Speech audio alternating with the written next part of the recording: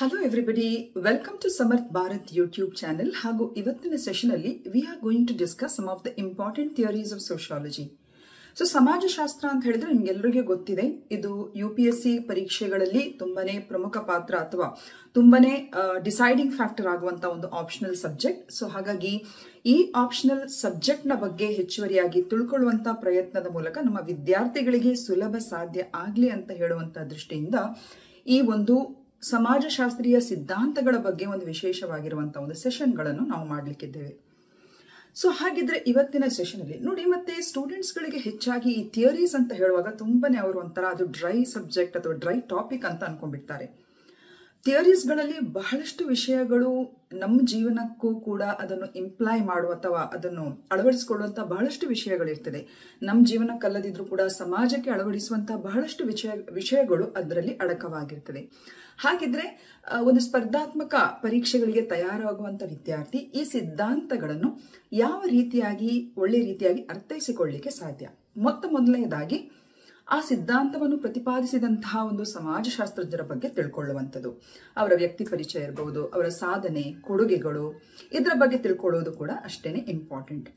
ಎರಡನೇದಾಗಿ ಪ್ರತಿ ಸಿದ್ಧಾಂತದಲ್ಲೂ ಕೂಡ ಕೆಲವೆಲ್ಲ ಪ್ರಮುಖವಾಗಿರುವಂತಹ ಕೆಲವೆಲ್ಲ ಪ್ರಾಥಮಿಕ ಪರಿಕಲ್ಪನೆಗಳಿರ್ತದೆ.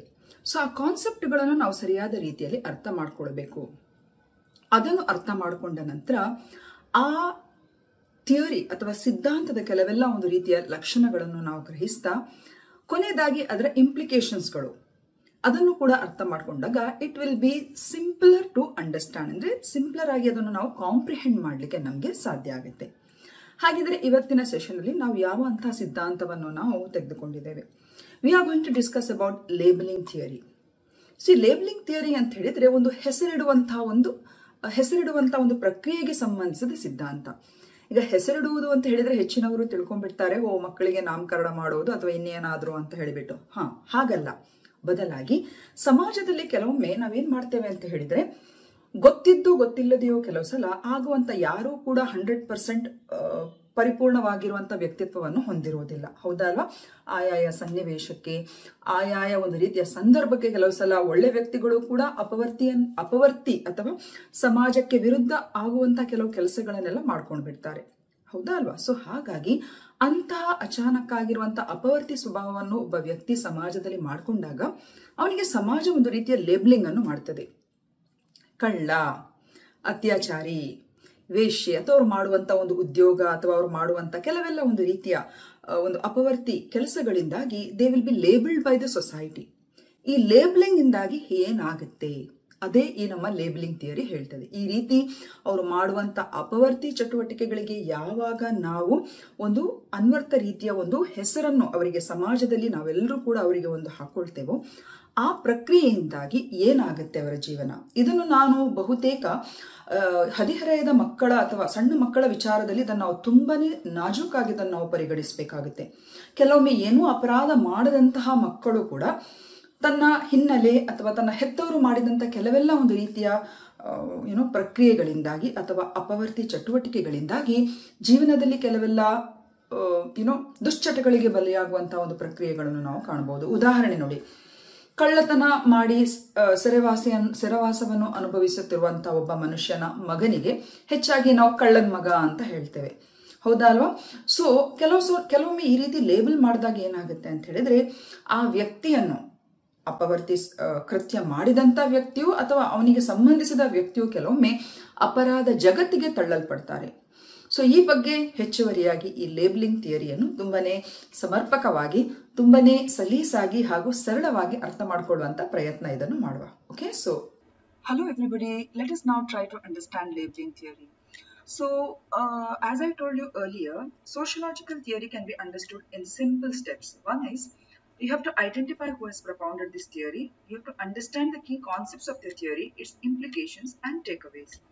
ಸೊ ಇವತ್ತಿನ ಸೆಷನ್ ಅಲ್ಲಿ ಈ ಲೇಬಲಿಂಗ್ ಥಿಯರಿ ಅಥವಾ ಹೆಸರಿಡುವಂತಹ ಒಂದು ಸಿದ್ಧಾಂತವನ್ನು ನಾವು ಸಂಪೂರ್ಣವಾಗಿ ಸರಿಯಾದ ರೀತಿಯಲ್ಲಿ ಅರ್ಥೈಸುವ. First and the foremost, who has propounded this theory? Howard Becker. So ಇವರೇ ನೋಡಿ, ಹಾರ್ವರ್ಡ್ ಬೇಕರ್ ತಮ್ಮ ಕೃತಿ ಔಟ್ಸೈಡರ್ಸ್ ಅಂತ ಹೇಳುವಂತಹ studies in the sociology of deviance, outsiders ಅಂತ ಹೇಳುವಂತಹ ಈ ಕೃತಿಯಲ್ಲಿ ಈ ಪರಿಕಲ್ಪನೆಯನ್ನು ಅವರು ಪರಿಚಯಿಸ್ತಾರೆ.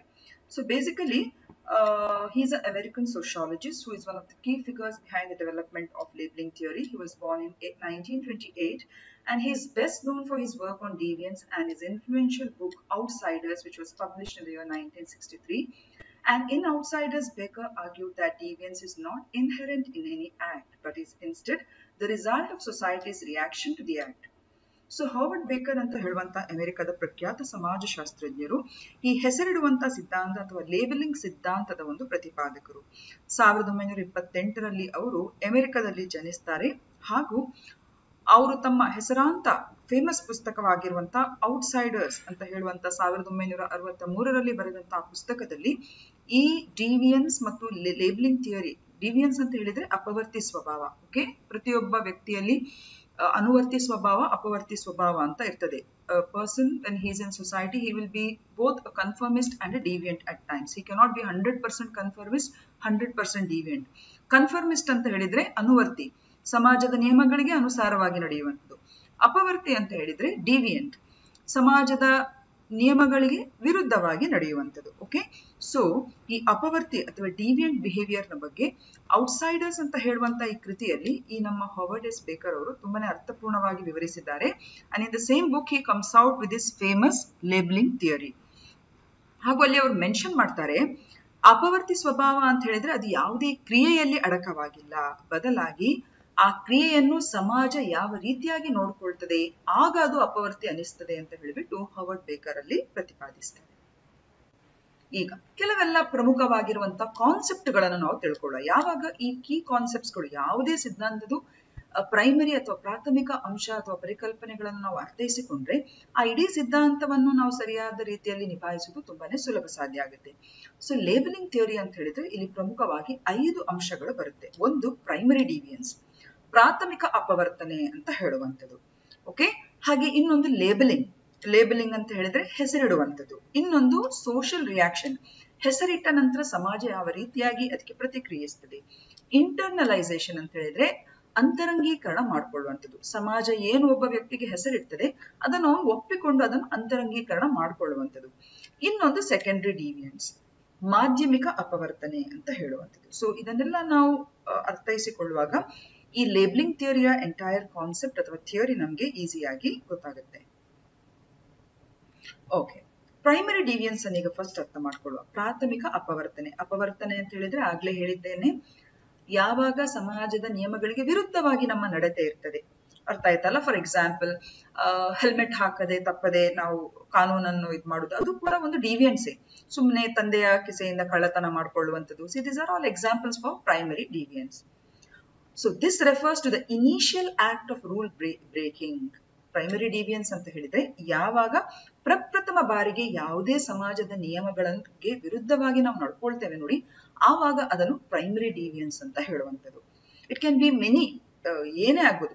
ಮೊದಲನೇ ಬಾರಿಗೆ ಕಳ್ಳತನ ಮಾಡುವಂಥದ್ದು, ಸುಳ್ಳು ಹೇಳುವಂಥದ್ದು ಇರ್ಬೋದು, ಅಥವಾ ಏನೋ ಒಂದು ಜಗಳದಲ್ಲಿ ಅಥವಾ ಯಾವುದೋ ಒಂದು ಪಬ್ಲಿಕ್ ಪ್ರಾಪರ್ಟಿಯನ್ನು ಒಡೆಯುವಂಥದ್ದು ಇರ್ಬೋದು, ಈ ರೀತಿಯಾಗಿ. ಸೊ ಮೊದಲನೇದಾಗಿ ಯಾವುದೇ ಸಮಾಜದ ನಿಯಮಗಳನ್ನು ನಾವು ಬ್ರೇಕ್ ಮಾಡುವಾಗ ಆಗ ಅದನ್ನೇನು ಹೇಳ್ತೇವೆ ನಾವು, ಪ್ರೈಮರಿ ಡಿವಿಯನ್ಸ್ ಅಂತ ಹೇಳ್ತೇವೆ. For example, a person might commit a minor theft or engage in petty vandalism and this act does not yet affect the individual self concept or how others perceive them significantly. Okay, ಗೊತ್ತಿದ್ದೋ ಗೊತ್ತಿಲ್ಲದೆಯೋ ಕೆಲವೊಮ್ಮೆ ಈ ರೀತಿ ನಾವು ಡಿವಿಯನ್ಸ್ಗೆ ಒಳಗಾಗುವಾಗ ಮೊದಲನೇದಾಗಿ ನಾವೇನಾದ್ರೂ ಏನೋ drugs ಅಥವಾ ಗಾಂಜಾ ಯಾರಾದ್ರೂ ಹದಿಹರೆಯದ ಮಕ್ಕಳು ತೆಗೆದುಕೊಳ್ಳುವಂಥದ್ದು, ಈ ರೀತಿಯಾಗಿ. ಸೊ ಯಾವಾಗ ಸೊಸೈಟಲ್ ನಾರ್ಮ್ಸ್ಗೆ ವಿರುದ್ಧವಾಗಿ ನಾವು ನಡ್ಕೊಳ್ತೇವೆ for the first time, that will be called as primary deviance. So primary deviance ನ ಕಾನ್ಸೆಪ್ಟ್ ನಿಮಗೆ ಗೊತ್ತಾಯ್ತು. ಈಗ ಎರಡನೇದು ಲೇಬ್ಲಿಂಗ್. ಈಗ ಇಲ್ಲಿ ನೀವು ನೋಡಿ ಫಾರ್ ಎಕ್ಸಾಂಪಲ್, ಈಗ ಒಬ್ಬ ಈ ಹುಡುಗ ಕಿಸೆಯಿಂದ ಕಳ್ಳತನ, ಹಣವನ್ನು ಕಳ್ಳತನ ಮಾಡಿದ್ದಾನೆ ಅಂತ ಇಟ್ಕೊಳ್ವಾ. ಈಗ ಲೇಬ್ಲಿಂಗ್ ಪ್ರಾಸೆಸ್, ಸಮಾಜ ಏನ್ ಮಾಡ್ತದೆ ಹಾಗೆ, this process involves assigning a label or identity to someone based on their actions or attributes which can significantly influence their self-perception and behavior. So ಒಂದ್ಸಲ ಏನೋ ಅಗತ್ಯ, ಈಗ ಕಳ್ಳತನ ಮಾಡುವಾಗ್ಲೂ ಕೆಲವು ಸಲ ಕೆಲವರು ದುರಾಸೆಯಿಂದ ಕಳ್ಳತನ ಮಾಡಿದ್ರೆ, ಇನ್ನು ಕೆಲವು ಸಲ ಆ ಸಿಚುವೇಶನ್ ಹಾಗಿರುತ್ತೆ, ಹೌದಾ ಅಲ್ವಾ? ಮಕ್ಕಳಿಗೆ ಏನಾದ್ರೂ ತಂದು ಕೊಡ್ಬೇಕು ಅಥವಾ ಇನ್ನೇನಾದ್ರೂ ಮಾಡಬೇಕು, there are N number of reasons. So ಆ ಹಿನ್ನೆಲೆಯನ್ನು ಬದಿಗಿಟ್ಟು ತಪ್ಪು ಮಾಡಿರೋದು ತಪ್ಪೇ, ಹೌದಲ್ವಾ? ಕಳ್ಳತನ ಇನ್ ಎನಿ ಫಾರ್ಮ್ ಮೀನ್ಸ್ ಅದನ್ನ ನಾವು ಪುರಸ್ಕರಿಸಲಿಕ್ಕೆ ಸಾಧ್ಯ ಆಗೋದಿಲ್ಲ. ಸೊ ಒಂದು ವೇಳೆ ಒಬ್ಬ ವ್ಯಕ್ತಿ ಈ ರೀತಿ ಕಳ್ಳತನ ಮಾಡ್ಕೊಂಡು ಸಿಕ್ಕಾಗ ಏನಾಗುತ್ತೆ ಹೇಳಿ, ಆಟೋಮ್ಯಾಟಿಕ್ ಆಗಿ ಅವನಿಗೆ ಜನರು ಅಥವಾ ಈಗ ಶಾಲೆಯ ಒಂದು ಪರಿಸರದಲ್ಲಿ ನಾವು ತೆಗೆದುಕೊಂಡ್ರೆ ಅವನಿಗೇನು ಅಡ್ಡ ಹೆಸರಿಡ್ತಾರೆ, ಕಳ್ಳ ಕಳ್ಳ ಕಳ್ಳ ಅಂತ ಹೇಳ್ಬಿಡ್ತಾರೆ, ಹೌದಲ್ವಾ? ಸೊ ದಟ್ ಈಸ್ ಹೌ ಇಲ್ಲಿ ನೀವು ನೋಡ್ಬೋದು ನಮ್ಮ ಹಿಂದಿನ ಚಿತ್ರದಲ್ಲಿ ಒಬ್ಬ ವ್ಯಕ್ತಿ ಕಳ್ಳತನ ಮಾಡ್ತಾನೆ, ವೆರಿ ನೆಕ್ಸ್ಟ್ ಏನಾಗುತ್ತೆ ಅಂತ ಹೇಳಿದ್ರೆ ಅದಕ್ಕೆ ಲೇಬಲಿಂಗ್ ಪ್ರಾಸೆಸ್ ಸ್ಟಾರ್ಟ್ ಆಗುತ್ತೆ. ಕೆಲವೊಮ್ಮೆ ಅದು ಎಷ್ಟು ಮಟ್ಟಕ್ಕೆ ಹೋಗುತ್ತೆ ಅಂತ ಹೇಳಿದ್ರೆ ಒಂದ್ಸಲ ಮಾಡಿದವನು ಜೀವನ ಪರ್ಯಂತ ಆ ರೀತಿ ಅವನಿಗೆ ಕಳ್ಳಿ, ಕಳ್ಳ, ಜೂಜುಕೋರ ಈ ರೀತಿಯಾಗಿ ಅವರಿಗೆ ಲೇಬಲ್ಗಳು ಅವರಿಗೆ ಒಂಥರ ಅಂಟಿನ ಪಟ್ಟದಾಗೆ ಇರುತ್ತೆ. So this is called as labelling. ನಾವು ಮಾಡಿದಂತ ಯಾವುದೇ ಅಪವರ್ತಿ ಕೆಲಸಕ್ಕೋಸ್ಕರ ನಮ್ಮ ಆಕ್ಷನ್ಗೆ ಸಮಾಜ ಒಂದು ಲೇಬಲ್ ಮಾಡುವಂಥದ್ದು. ಜೀವನದಲ್ಲಿ ಒಂದು ಬಾರಿ ಮಾಡಿರ್ಬೋದು, ಬಟ್ ಈ ರೀತಿಯಾಗಿ ಲೇಬಲ್ ಮಾಡುವಂಥದ್ದು. Did you understand? This is called as labelling. ಮೂರನೇ ಹಂತ ನೋಡಿ, social reaction. In labeling theory, social reaction refers to the way the society responds to individuals who engage in deviant behavior or are perceived as deviant. So ಅಪವರ್ತಿ ಸ್ವಭಾವದಲ್ಲಿ ತೊಡಗಿಕೊಂಡಿರುವಂತಹ ವ್ಯಕ್ತಿಗಳಿಗೆ ಈ ರೀತಿ ಸಮಾಜದಲ್ಲಿ ಹೆಸರಿಟ್ಟಂತ ಸಂದರ್ಭದಲ್ಲಿ ಸಮಾಜ ಯಾವ ರೀತಿಯಾಗಿ ಅದಕ್ಕೆ ರಿಯಾಕ್ಟ್ ಮಾಡ್ತದೆ ಎಂಬುದನ್ನು ನಾವು ಸೋಷಿಯಲ್ ರಿಯಾಕ್ಷನ್ ಅಂತ ಹೇಳುವಂಥದ್ದು. ಯಾವ ರೀತಿಯಾಗಿ ರಿಯಾಕ್ಟ್ ಮಾಡ್ತದೆ, ಒಂದು ಸಿಂಪಲ್ ಎಕ್ಸಾಂಪಲ್ ತೆಗೆದುಕೊಳ್ಳಿ. ಒಂದು ಹಾಸ್ಟೆಲ್ ಅಲ್ಲಿ ಒಬ್ಬ ಹುಡುಗನನ್ನು ಈ ರೀತಿ ಕದಿಯುವಾಗ ಸಿಕ್ಕಿ ಬೀಳ್ತಾನೆ, ಆನಂತರ ಅವನಿಗೆ ಕಳ್ಳ ಕಳ್ಳ ಅಂತ ಹೇಳ್ತಾರೆ. ಮತ್ತೆ ಯಾರ್ದಾದ್ರೂ ಏನಾದ್ರೂ ಐಟಮ್ ಅವನ ಕೋಣೆಯಲ್ಲಿ ಇಲ್ಲದಿದ್ರು ಕೂಡ ಫಸ್ಟ್ ಡೌಟ್ ಬರುವುದು ಅವನ ಮೇಲೇನೆ, ಯಾಕೆಂದ್ರೆ ಕಳ್ಳ ಅಂತ ಹೇಳಿ ಎಲ್ಲರೂ ಅವನನ್ನು ರೆಕಗ್ನೈಸ್ ಮಾಡಿದ್ದಾರೆ, ಹೌದಾ ಅಲ್ವಾ? ಹಾಗೇನೆ ಪ್ರತಿಯೊಂದಕ್ಕೂ ಗೇಲಿ ಮಾಡುವಾಗ್ಲೂ ಅದೇ ಹೆಸರನ್ನು ಇಡುವಂಥದ್ದು. ಸೊ ಸಮಾಜ ಅವನನ್ನು ಒಂದು ರೀತಿಯಾಗಿ ನೋಡ್ತದೆ, ಎಲ್ಲರ ಡೌಟ್ ಅವನ ಮೇಲೆ ಬರ್ತದೆ, ಹೌದಾ ಅಲ್ವಾ? ಸೊ ಇದು ಬರೀ ಕಳ್ಳತನ ಮಾತ್ರ ಅಲ್ಲ, ಎಲ್ಲ ವಿಷಯದಲ್ಲೂ ಕೂಡ ಅಷ್ಟೇ. ಕೆಲವೊಮ್ಮೆ ಜೈಲಿಗೆ ಹೋದವರು ಇರ್ತಾರೆ ಅಥವಾ ಅವರ ಪೇರೆಂಟ್ಸ್ ಜೈಲು ವಾಸವನ್ನು ಅನುಭವಿಸ್ತಾರೆ, ಕಳ್ಳನ್ ಮಗ ಜೈಲಿಗೆ ಹೋದವ, ಈ ರೀತಿಯಾಗಿ. So this is how society reacts. And this reaction plays a very crucial role in the labeling process and can significantly influence the individual's identity and future behavior. ಈ ಕೆಲವೊಮ್ಮೆ ಏನಾಗುತ್ತೆ, ಒಂದ್ಸಲ ತಪ್ಪು ಮಾಡಿ ಒಬ್ಬ ವ್ಯಕ್ತಿ ಕಳ್ಳತನ ಮಾಡ್ಕೊಂಡು, ಅಥವಾ ಈ ಸ್ಟೂಡೆಂಟೇ ಫಾರ್ ಎಕ್ಸಾಂಪಲ್ ಕಳ್ಳತನ ಮಾಡಿ ಸಿಕ್ಕಾಕೊಂಡು ಸಾರಿ ಹೇಳಿ ಅವನಿಗೆ ಒಂದು ರೀತಿ ಪಶ್ಚಾತ್ತಾಪ ಆಗುತ್ತೆ, ಇನ್ನು ಯಾವತ್ತೂ ಈ ತರ ಮಾಡಬಾರ್ದು ಅಂತ ಹೇಳಿ ಅವನು ಅನ್ಕೊಳ್ತಾನೆ. ಆದ್ರೆ ಸಮಾಜವನ್ನ ಏನ್ ಮಾಡ್ತದೆ, ಒಂದು ರೀತಿ ಡೌಟ್ ಅಲ್ಲೇ ನೋಡ್ತದೆ. ನಾನು ಆಗ್ಲೇ ಹೇಳಿದಾಗೆ ಮನೆಯಲ್ಲಿರ್ಬೋದು ಅಥವಾ ಶಾಲೆಯಲ್ಲಿ ಏನಾದ್ರೂ ಕಳ್ಕೊಂಡ್ರು ಕೂಡ ಫಸ್ಟ್ ಅವನ ಮೇಲೆ ಎಲ್ಲರಿಗೂ ನೋಟಿಸ್ ಆಗುತ್ತೆ. ಏನಾದ್ರೂ ಜಗಳ ಆಗುವಾಗ್ಲೂ ಕೂಡ ಅದೇ ಗೇಲಿ ಮಾಡುವಾಗ್ಲೂ ಕೂಡ ಅದೇ ಹೆಸರಲ್ಲಿ ಅವನು ಕರೆಯುವಂಥದ್ದು. ಸೊ ಅವನ ಐಡೆಂಟಿಟಿಯನ್ನು ಅವನು ಮರೆಮಾಚಲಿಕ್ಕೆ ಹೋದ್ರೂ ಕೂಡ ಸಮಾಜ ಅದನ್ನು ಬಿಡುವುದಿಲ್ಲ, ಪದೇ ಪದೇ ಅವನ ಹಿಂದೆ ಮಾಡಿದಂತ ಕೃತ್ಯವನ್ನು ನೆನಪಿಸ್ಕೊಳ್ತಾ ಬರ್ತದೆ. ಇದರಿಂದಾಗಿ ಏನಾಗುತ್ತೆ, ಅವನ ಒಂದು ಪ್ರಜ್ಞೆ, ಅವನ ಐಡೆಂಟಿಟಿ ಮತ್ತು ಅವನ ಬಿಹೇವಿಯರ್ನ ಮೇಲೆ ಕೂಡ ಅದು ವ್ಯತಿರಿಕ್ತ ಪರಿಣಾಮ ಸಾಧ್ಯತೆ ಇರ್ತದೆ. ನಾನು ಎಷ್ಟೇ ಸಲೀಸಾಗಿದ್ರು ಕೂಡ ಜನ ನನ್ನನ್ನು ಹೀಗೆ ನೋಡುವುದು ಅಂತ ಹೇಳ್ಬಿಟ್ಟು ಅವನು ಮತ್ತೆ ಪುನಃ ಕಳ್ಳತನದಲ್ಲೇ ತೊಡಗುವಂತ ಸಾಧ್ಯತೆಗಳಲ್ಲಿ ಜಾಸ್ತಿ ಆಗುತ್ತೆ. So teachers, peers and community members treat the teenager with suspicion and distrust. ಆಗ್ಲೇ ಹೇಳಿದಾಗೆ ಕಳ್ಳ ಅಂತ ಅನ್ಸ್ಕೊಂಡಾಗ ಏನಾಗುತ್ತೆ ಹೇಳಿ, ಶಾಲಾ ವ್ಯವಸ್ಥೆಯಲ್ಲಿ ಟೀಚರ್ಸ್ಗಳು, ಅವನ ಫ್ರೆಂಡ್ಸ್ಗಳು, ಸುತ್ತಮುತ್ತಲಿನ ಜನರು ಕೂಡ ಇದೇ ರೀತಿ ಅವನನ್ನು ಸಸ್ಪಿಷನ್ ಮತ್ತು ಡಿಸ್ಟ್ರಸ್ಟ್ ಅಲ್ಲಿ ನೋಡ್ತಾರೆ. ಸೊ ಲೇಬಲಿಂಗ್ ಆದ ಕೂಡಲೇ ಸೊಸೈಟಿ ನೋಡುವಂತ ರಿಯಾಕ್ಷನ್ ಕೂಡ ಇದೇ ರೀತಿ ಆಗಿರ್ತದೆ. Is it clear? ಸೊ ನೀವು ಒಂದು ಕ್ಷಣ ಈ ರೀತಿಯಾಗಿ ಈ ಲೇಬಲಿಂಗ್ ಥಿಯರಿಯನ್ನು ನೀವು ಅರ್ಥ ಮಾಡ್ಕೊಳ್ಳುವಾಗ ಜಸ್ಟ್ ರೀಕಾಲ್, ಯಾವೆಲ್ಲ ರೀತಿಯಲ್ಲಿ ನಾವು ನಮ್ಮ ಮಿತ್ರರಿಗೆ ಈ ರೀತಿಯ ಸಂದರ್ಭದಲ್ಲಿ ಅಡ್ಡ ಹೆಸರು ಕರೆದಿದ್ದೇವೆ, ಯಾವ ರೀತಿಯಾಗಿ ಲೇಬಲ್ ಮಾಡಿದ್ದೇವೆ. This is quite common in society. And ಅದರಲ್ಲೂ ಕೂಡ ಮಕ್ಕಳ ಮೇಲೆ, ಹದಿಹರೆಯದ ಮಕ್ಕಳ ಮೇಲೆ ಈ ರೀತಿಯ ಲೇಬಲಿಂಗ್ ಇದೆಯಲ್ಲ, ಅದು ತುಂಬಾನೇ ಕೆಟ್ಟ ಪ್ರಭಾವವನ್ನು ಉಂಟು ಮಾಡ್ತದೆ. Okay, so social reaction first ನಮ್ಗೆ ಈಗ ಗೊತ್ತಾಯ್ತು, ನಾನು ಹಂತ ಹಂತವಾಗಿ ಹೋಗ್ತಾ ಇದ್ದೇನೆ. ಪ್ರೈಮರಿ ಡಿವಿಯನ್ಸ್ ಅಂದ್ರೆ ಗೊತ್ತಾಯ್ತು, ಲೇಬಲಿಂಗ್ ಅಂದ್ರೆ ಏನಂತ ಗೊತ್ತಾಯ್ತು, ಸೋಷಿಯಲ್ ರಿಯಾಕ್ಷನ್ ಅಂತ ಏನಂತ ಗೊತ್ತಾಯ್ತು. ಈಗ ವೆರಿ ಇಂಪಾರ್ಟೆಂಟ್, ಇಂಟರ್ನಲೈಸೇಷನ್ ಅಥವಾ ಇದಕ್ಕೆ ನಾವು ಅಂತರಂಗೀಕರಣ ಅಂತ ಹೇಳುವಂಥದ್ದು. ಓಕೆ, ಅಂತರಂಗೀಕರಣ ಅಂತ ಹೇಳಿದ್ರೆ ಆ ಒಂದು ರಿಯಾಕ್ಷನ್ ಅನ್ನು ಆ ವ್ಯಕ್ತಿ ತನ್ನ ಬಿಹೇವಿಯರ್ ಅಥವಾ ವರ್ತನೆಯೊಳಗೆ ಅವನು ತನ್ನದಾಗಿಸಿಕೊಳ್ಳುವಂಥದ್ದು. ಇಲ್ಲಿ ನೋಡಿ, there is a definition. Internalization refers to the process by which an individual accepts and incorporates the label assigned to them by the society into their own self-identity, and this process can profoundly influence their behavior and how they view themselves. Very important. ಈಗ ಕೆಲವರು ತುಂಬಾ ಅಪರೂಪದಲ್ಲಿ ಕೆಲವರು ಅದನ್ನು ignore ಮಾಡಿ ಅದನ್ನು challenge ಆಗಿ ತೆಗೆದುಕೊಂಡು ಮತ್ತೆ ಅವ್ರು ಏನೋ ಸಾಧನೆ ಮಾಡ್ತಾರೆ. ಆದ್ರೆ ಇಂತಹ ಮಕ್ಕಳು ಮತ್ತು ಹದಿಹರೆಯದ ಮಕ್ಕಳಲ್ಲಿ ಅವರ ವ್ಯಕ್ತಿತ್ವವೇ ಒಂದು ರೀತಿ ಕನ್ಫ್ಯೂಷನ್ ಅಲ್ಲಿ ಇರುವಾಗ ಈ ರೀತಿ ಅವರು ಲೇಬಲಿಂಗಿಗೆ ಒಳಗಾದಾಗ ಏನಾಗುತ್ತೆ ಅಂತ ಹೇಳಿದ್ರೆ, ಸಮಾಜ ಅವರಿಗೆ ಹಾಕೊಟ್ಟಂತ ಲೇಬಲ್ ಅನ್ನು ಅವರು ಆಕ್ಸೆಪ್ಟ್ ಮಾಡ್ತಾರೆ.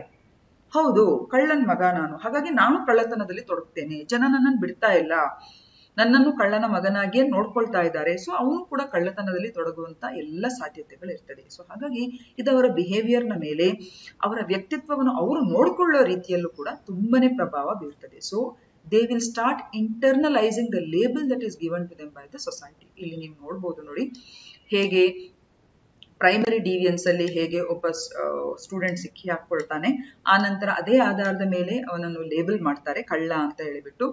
ಆ ನಂತರ ಡಿವಿಯನ್ಸ್ ಆಂಪ್ಲಿಫಿಕೇಶನ್ ಮಾಡ್ತದೆ. ಡಿವಿಯನ್ಸ್ ಆಂಪ್ಲಿಫಿಕೇಶನ್ ಅಂತ ಹೇಳಿದ್ರೆ ಸಮಾಜ ಅದನ್ನು ಇನ್ನಷ್ಟು ಹೆಚ್ಚುವರಿ ರೀತಿಯಲ್ಲಿ ಅದನ್ನು ಆಂಪ್ಲಿಫೈ ಮಾಡ್ತದೆ. ಆ ನಂತರ ಅದು ಇಂಟರ್ನಲೈಸ್ ಮಾಡ್ತಾನೆ, ಆ ಲೇಬಲ್ ಅನ್ನು ಅವನೇ ತಾನು ಸ್ವೀಕರಿಸ್ತಾನೆ. ಆ ನಂತರ ಅದು ಸೆಕೆಂಡರಿ ಡಿವಿಯನ್ಸ್ ಅಥವಾ ಮಾಧ್ಯಮಿಕ ಅಪವರ್ತನೆ ಅಥವಾ ಮಾಧ್ಯಮಿಕ ಅಪವರ್ತಿ ಸ್ವಭಾವಕ್ಕೆ ಅದು ಕಾರಣ ಆಗುತ್ತೆ. ಸೊ ಇಂಟರ್ನಲೈಸೇಷನ್ ಅಂದ್ರೆ ಏನಂತ ನಿಮಗೆ ಗೊತ್ತಾಯ್ತು ಅಂತ ಅನ್ಕೊಂಡಿದ್ದೇನೆ. ನೆಕ್ಸ್ಟ್ ಬರುವಂತದ್ದು secondary deviance. And this occurs when the individual begins to accept the label of deviant and continues the behavior as a result. And after being labeled, the person's self-identity may change, leading them to act in the ways that fulfill the expectations of the label. ದಯವಿಟ್ಟು ಅರ್ಥ ಮಾಡ್ಕೊಳ್ಳಿ.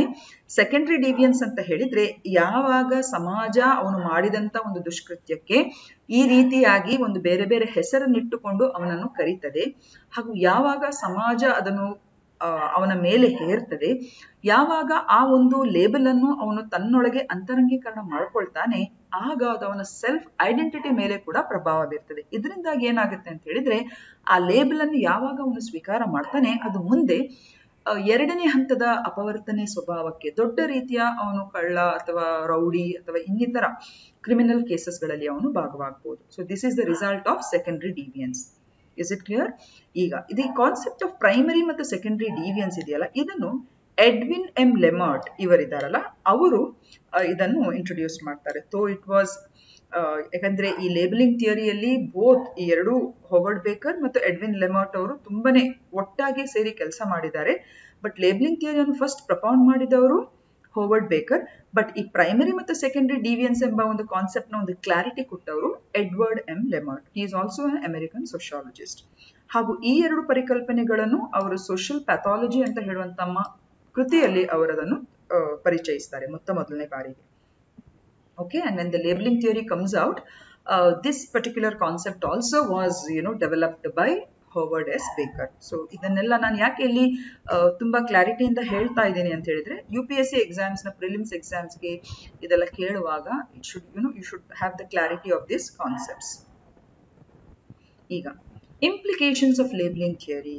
So labelling ಥಿಯರಿಯನ್ನು ನಾವು ನಾನು personal ಆಗಿ ಎಲ್ರಿಗೂ ಹೇಳುವಂಥದ್ದು, ಯಾರೆಲ್ಲ ಈ ವಿಡಿಯೋಸ್ ನೋಡ್ತಾ ಇದ್ದೀರಿ ನೋಡಿ, ನಾವೆಲ್ಲ ಮನುಷ್ಯರು, ಹುಟ್ಟಿದಿಂದ ಸಾಯುವವರೆಗೂ ನಮ್ಮಲ್ಲಿ ಕೂಡ ಪ್ರತಿಯೊಬ್ಬರಲ್ಲೂ ಕೆಲವು ಸಲ ದುಷ್ಕೃತ್ಯಗಳು ಅಥವಾ ಕೆಲವು ಸಲ ಅಪವರ್ತಿ ಸ್ವಭಾವಗಳು, ವಿ ಆರ್ ನೋ 100% ಕನ್ಫರ್ಮಿಸ್ಟ್. ಹೌದಾ ಅಲ್ವಾ? ಅಪವರ್ತನೆ ಪ್ರತಿಯೊಬ್ಬ ವ್ಯಕ್ತಿಯಿಂದ ಆಗಿಯೇ ಆಗಿರ್ತದೆ. ಆದ್ರೆ ಅವಕಾಶ ಕೊಡಬೇಕು ನನ್ನ ಪ್ರಕಾರ ಸಮಾಜ. ಆದ್ರೆ ಆ ಒಂದು ಸಲ ಮಾಡಿದಂತ ಕೃತ್ಯದಿಂದಾಗಿ, ಕೆಲವೊಮ್ಮೆ ಬರೀ ಕೃತ್ಯದಿಂದಲ್ಲ, ಈಗ ವೇಶ್ಯಾವಾಟಿಕೆಯಲ್ಲಿ ತೊಡಗಿರುವವರು, ಅವ್ರು ಮಾಡುವಂತ ವೃತ್ತಿಯಿಂದ ಅವರಿಗೊಂದು ಲೇಬಲ್. ಫಾರ್ ಎಕ್ಸಾಂಪಲ್, ಅವರ ಮಕ್ಕಳಿಗೆ ಜಸ್ಟ್ ಇಮ್ಯಾಜಿನ್ ಮಾಡಿ, ಅವರ ಮಕ್ಕಳನ್ನು ಅವರು ಮಾಡುವಂತಹ ಕೆಲಸಗಳಿಂದಾಗಿ ಅವರನ್ನು ಒಂದು ಲೇಬಲ್ ಮಾಡ್ಕೊಳ್ಳುವಂಥದ್ದು. ಈ ರೀತಿ ನಾನಾ ರೀತಿಯ ಲೇಬಲಿಂಗ್ ಪ್ರಾಸೆಸ್ಗಳು ಸಮಾಜದಲ್ಲಿ ನಡೀತದೆ. ಸೊ ಸೋಶಿಯಾಲಜಿಯ ಈ ಕಾನ್ಸೆಪ್ಟ್ಸ್ ಗಳನ್ನು ಅರ್ಥ ಮಾಡ್ಕೊಳ್ಳುವವರು ದಯವಿಟ್ಟು ಇನ್ನು ಮುಂದೆ ಇನ್ನೊಬ್ಬರನ್ನು ಲೇಬಲಿಂಗ್ ಮಾಡುವಾಗ, ಸ್ಪೆಷಲಿ ಹದಿಹರೆಯ ಮತ್ತು ಮಕ್ಕಳ ವಿಷಯದಲ್ಲಿ ನಾವು ತುಂಬಾನೇ ಕೇರ್ಫುಲ್ ಆಗಿರ್ಬೇಕು. ಓಕೆ, ಸೊ ಇದನ್ನು ನಾವು ಫಸ್ಟ್ ಅಂಡ್ ಫಾರ್ಮೋಸ್ಟ್ ಇದು ಟೇಕ್ ಅವೇಸ್, ಇದು ನಮ್ಮ ವೈಯಕ್ತಿಕ ಜೀವನಕ್ಕೆ ಬೇಕಾಗುವಂಥದ್ದು. So basically labelling theory has several significant implications for understanding deviance, social control and functioning of the society. So ಈ ಲೇಬಲಿಂಗ್ ಥಿಯರಿಯ ಬಹಳಷ್ಟು ವಿಷಯಗಳು, ಅಪವರ್ತನೆ, ಸಾಮಾಜಿಕ ನಿಯಂತ್ರಣ, ಸಮಾಜ ಯಾವ ರೀತಿಯಾಗಿ ಕೆಲಸ ಮಾಡ್ತದೆ, ಇದನ್ನೆಲ್ಲ ಅರ್ಥೈಸಿಕೊಳ್ಳಿಕ್ಕೆ ನಮಗೆ ತುಂಬಾನೇ ಇಂಪಾರ್ಟೆಂಟ್ ಆಗಿರ್ತದೆ. ಹಾಗೂ ವ್ಯಕ್ತಿಯ ಒಂದು ಐಡೆಂಟಿಟಿ ಮತ್ತು ವರ್ತನೆಯ ಮೇಲೆ ಯಾವ ರೀತಿ ಪ್ರಭಾವ ಬೀರ್ತದೆ ಅದು ಕೂಡ ಅರ್ಥೈಸಿಕೊಳ್ಳಿಕ್ಕೆ ಸಾಧ್ಯ ಆಗುತ್ತೆ. ಕ್ರಿಮಿನಲ್ ಜಸ್ಟಿಸ್ ಮತ್ತು ಲೀಗಲ್ ಸಿಸ್ಟಮ್ಸ್ ಅನ್ನು ಅಧ್ಯಯನ ಮಾಡುವಾಗ, ಸ್ಪೆಷಲಿ ಕ್ರಿಮಿನಾಲಜಿಗೆ ಸಂಬಂಧಿಸಿದಾಗ ಅಥವಾ ಕ್ರಿಮಿನಲ್ ಚಟುವಟಿಕೆಗಳನ್ನು ಅರ್ಥೈಸಿಕೊಳ್ಳಿಕ್ಕೆ, ಅದಕ್ಕೆ ಕಾರಣಗಳೇನು ಅಂತ ಹೇಳುವುದನ್ನು ಅರ್ಥೈಸಿಕೊಳ್ಳಿಕ್ಕೂ ಕೂಡ ಇದು ತುಂಬಾನೇ ಹೆಲ್ಪ್ಫುಲ್ ಆಗಿದೆ. ಸೋಷಿಯಲ್ ಇನ್ಇಕ್ವಾಲಿಟಿ, ಸೊ ಸಾಮಾಜಿಕ ಒಂದು ಅಸಮಾನತೆಯ ಅಂಶಗಳು ಯಾವ ರೀತಿಯಾಗಿ ಕೆಲವು ಸಲ ನೀವು ನೋಡಿರ್ಬೋದು. ಇದರಲ್ಲೂ ಕೂಡ ಲೇಬಲಿಂಗ್ ಥಿಯರಿಯನ್ನು ಕೂಡ ನಾವು ಗಮನಿಸಿದ್ರೆ ಅದು ಕೂಡ ಸೋಷಿಯಲ್ ಇನ್ಇಕ್ವಾಲಿಟಿಯನ್ನು ತುಂಬಾನೇ ಪ್ರೊಜೆಕ್ಟ್ ಮಾಡ್ತದೆ. ಫಾರ್ ಎಕ್ಸಾಂಪಲ್, ತೀರಾ ಬಡತನದಲ್ಲಿರುವವರು ಈ ರೀತಿ ಲೇಬಲಿಂಗ್ ಪ್ರಕ್ರಿಯೆಗೆ ಒಳಗಾದಾಗ ಅವರು ಬೇಗನೆ ಅದನ್ನು ಇಂಟರ್ನಲೈಸ್ ಮಾಡುವಂತಹ ಸಾಧ್ಯತೆಗಳು ಜಾಸ್ತಿ ಆಗಿರ್ತವೆ. ಸೊ ಅಲ್ಲಿ ಕೂಡ ಅದರ ಇಂಪ್ಲಿಕೇಶನ್ಸ್ ಅನ್ನು ನಾವು ಅರ್ಥೈಸಿಕೊಳ್ಳಿಕ್ಕೆ ಸಾಧ್ಯ ಆಗುತ್ತೆ. ಪಾಲಿಸಿ ಅಂಡ್ ಪ್ರಾಕ್ಟೀಸ್ ಅಲ್ಲೂ ಕೂಡ ಅಷ್ಟೇ. ಫಾರ್ ಎಕ್ಸಾಂಪಲ್, ಬುಲಿಂಗ್ ಇರ್ಬೋದು, ರ್ಯಾಗಿಂಗ್ ಇರ್ಬೋದು. ಸೊ ಬುಲಿಂಗ್ ಕೂಡ ಅಷ್ಟೇ, ಎಲ್ಲರಿಗೆ ರ್ಯಾಗಿಂಗ್ ಬಗ್ಗೆ ಗೊತ್ತಿದೆ, ಬಟ್ ಬುಲಿಂಗ್ ಅಂದ್ರೆ ಏನಂತ ಹೇಳಿದ್ರೆ ಈ ರೀತಿ ಅಡ್ಡ ಹೆಸರಿಟ್ಟುಕೊಂಡು ಗೇಲಿ ಮಾಡ್ಕೊಳ್ಳುವಂಥದ್ದು. ಸೊ ಅದು ಕೂಡ ನಾನು ಯಾಕಂದ್ರೆ ಕೌನ್ಸಿಲಿಂಗ್ ನ ಬಗ್ಗೆ ನಾನು ನನ್ನ ಟಾಪಿಕ್ ಇರುವಂಥದ್ದು PhD ಅಲ್ಲಿ. ಸೊ ಅದನ್ನು ಮಾಡುವಾಗ ತುಂಬಾ ಹದಿಹರೆಯದ ಮಕ್ಕಳ ಜೊತೆ ನಾನು ಸಂದರ್ಶನ ಮಾಡಿದ್ದೇನೆ. ಆ ಸಂದರ್ಭದಲ್ಲಿ they are also the victims of bullying. ತಾವು ಮಾಡದ ಕೃತ್ಯಗಳಿಗೆ ಅಪ್ಪ ಅಮ್ಮಗೆ ಏನೋ ಒಂದು ರೀತಿಯ ಹೆಸರಿಟ್ಟು, ನಮಗೂ ಹೆಸರಿಟ್ಟು ಎಜುಕೇಶನ್ ಅನ್ನು ಡಿಸ್ಕಂಟಿನ್ಯೂ ಮಾಡುವಂತ ಅನೇಕ ನಿದರ್ಶನಗಳಿವೆ. ಸೊ ಸರ್ಕಾರ ಕೂಡ ಈ ಬುಲಿಂಗ್, ರ್ಯಾಗಿಂಗ್ಗೆ ಬೇಕಾದಂತ ನಿಯಮಗಳನ್ನೆಲ್ಲ ಈಗ ಮಾಡ್ಕೊಂಡಿವೆ. ಅದು ಇನ್ನಷ್ಟು ಸ್ಟ್ರಾಂಗ್ ಆಗ್ಬೇಕು, ಸ್ಟ್ರಿಂಜೆಂಟ್ ಆಗ್ಬೇಕು. ಹಾಗೇನೆ ಎಜುಕೇಶನ್ ಮತ್ತು ಅವೇರ್ನೆಸ್ ಅಲ್ಲೂ ಕೂಡ ಅಷ್ಟೇ. ಲೇಬಲಿಂಗ್ ಥಿಯರಿಯ ಬಗ್ಗೆ ನಾನು ಹೇಳೋದಂತ ಹೇಳಿದ್ರೆ, ಕೆಲವೊಮ್ಮೆ ಟೀಚರ್ಸ್ಗಳು ಕೂಡ ಈ ರೀತಿ ಮಾಡ್ತಾರೆ. ತುಂಬಾ ಬೇಜಾರಾಗುವಂಥದ್ದು ನನಗೆ ಅದು. ತಿಳಿದವರು ಕೂಡ, ಫಾರ್ ಎಕ್ಸಾಂಪಲ್, ಮಕ್ಕಳಿಗೆ ಒಂದು ಹಣೆ ಪಟ್ಟೆ ಹಾಕುವಂಥದ್ದು. ಅವನಿಗೆ ಲೋ IQ ಇದೆ, ಅವನ ಆವರೇಜ್ ಸ್ಟೂಡೆಂಟ್, ಅವನು ಲೋ ಲೆವೆಲ್ ಆಫ್ ಅವನಿಗೆ IQ ಇರುವಂಥದ್ದು, ಈ ರೀತಿಯಾಗಿ. ಸೊ ಇದನ್ನೆಲ್ಲ ಮಕ್ಕಳ ಎದುರು ಹೇಳುವಾಗ ಏನಾಗ್ತದೆ ಅಂತ ಹೇಳಿದ್ರೆ, ಅವರಲ್ಲಿ ಅದನ್ನು ಕೆಲವೊಮ್ಮೆ ಅವರು ಸ್ವೀಕಾರ ಮಾಡ್ತಾರೆ, ಅದನ್ನು ಇಷ್ಟೇ ನನ್ನ ಕೆಪಾಸಿಟಿ ಅಂತ ಹೇಳಿಬಿಟ್ಟು. So we have to be very very careful when we are labelling anybody unnecessarily. Labelling is not there, you cannot label anybody, ಹೌದಾ ಅಲ್ವಾ? ಯಾಕಂದ್ರೆ ನಮ್ಮ ವರ್ತನೆ ಕೂಡ ದಿನದಿಂದ ದಿನಕ್ಕೆ ಬದಲಾವಣೆ ಆಗ್ತದೆ. You cannot label any person as ಈ ಒಂದು ಬಾಕ್ಸ್ ಇದು ಅಂತ ಹೇಳಿದ್ರೆ ನಾವು ಪ್ಲಾಸ್ಟಿಕ್, ಇದು ಮೆಟಲ್ ಅಂತ ಹೇಳಿ we can label, but we cannot label human beings. That is very wrong. ಯಾಕಂದ್ರೆ ನಮ್ಮ ದಿನನಿತ್ಯದ ನಮ್ಮ ವರ್ತನೆಗಳು ಕೂಡ ದಿನದಿಂದ ದಿನಕ್ಕೆ ಬದಲಾವಣೆಗೆ ಒಳಪಡ್ತೇವೆ. ಹಿಸ್ಟ್ರಿಯಲ್ಲೂ ಇತಿಹಾಸದಲ್ಲೂ ತುಂಬಾ ಇಂಥ ನಿದರ್ಶನಗಳಿವೆ. So labelling is actually wrong. So ಆ ನಿಟ್ಟಿನಲ್ಲಿ ನಾವು ಶಿಕ್ಷಣ ಮತ್ತು ಜಾಗೃತಿಯನ್ನು ಮಕ್ಕಳಲ್ಲಿ ಉಂಟು ಮಾಡಬೇಕು.